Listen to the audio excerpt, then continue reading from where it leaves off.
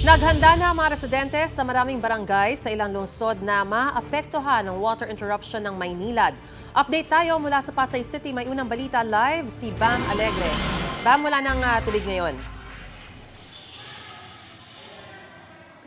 Good morning. Panaka may ibang mga barangay na wala na, pero tulad dito sa ating kinatatayuan dito sa barangay 201 sa Pasay City ay meron pa silang supply ngayong umaga. At 30 oras yung nakatakdang water interruption sa maraming barangay sa Makati, sa Maynila, sa Parañaque at dito sa Pasay City. Tinatayang 120,000 na mga customer ang maapektuhan ng water interruption na nakaschedule mula alas 12 ng hating gabi kanina hanggang bukas ng Huwebes ng alas 6 ng umaga. Nagsasagawa kasi ng realignment sa mga water pipe sa Quirino Avenue para magbigay daan sa paglikha ng New Paco Train Station ng PNR. Nag-aalala ang mga nakatira sa residential community sa Barangay 92 sa Pasay na baka wala silang magamit na tubig lalo sa pagluluto, paglilinis at paglalaba. Kaya kahit madaling araw, nag-iigib ang housewife na si Hilda para may magamit ang asawa at anak niya.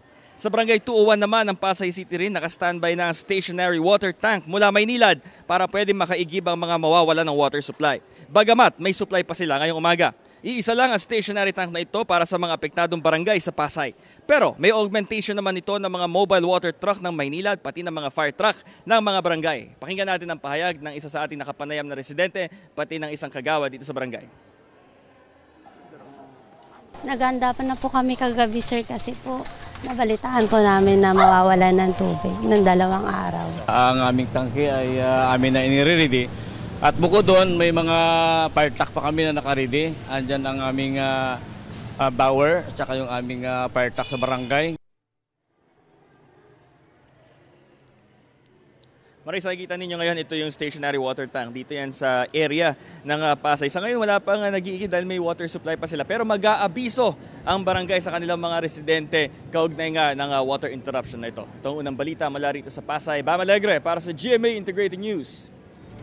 Gusto mo bang mauna sa mga balita? Mag-subscribe na sa GMA Integrated News sa YouTube at tumutok sa unang balita.